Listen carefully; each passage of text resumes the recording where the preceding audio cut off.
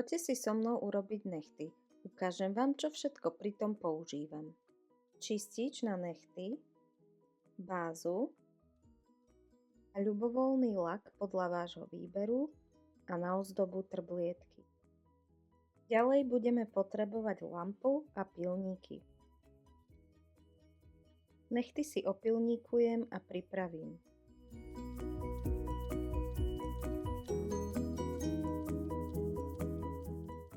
V prvom kroku použijeme čistič na gélové nechty, ktorý nám odmastí necht. Tým pádom nám ďalší produkt lepšie sadne.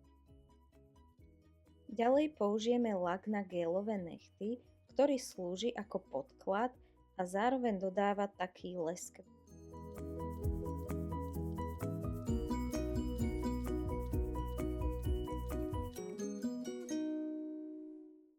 Aplikujeme na každý necht a potom ideme pod UV lampu. Následne musíme použiť zase čistič na nechty.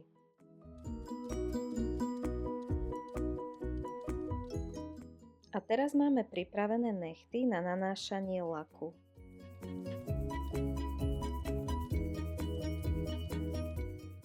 Po zaschnutí farebného laku nanášame opäť lak na gélové nechty.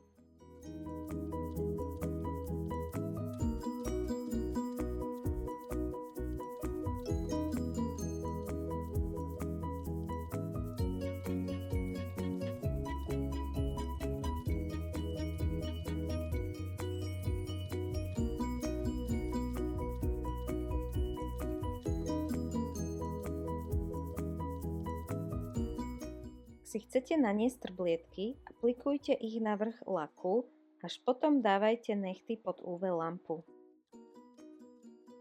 Nechty dáme pod UV lampu a v poslednom kroku nechty opäť vyčistíme čističom na nechty. Všetky produkty, ktoré som použila, nájdete v popise videa.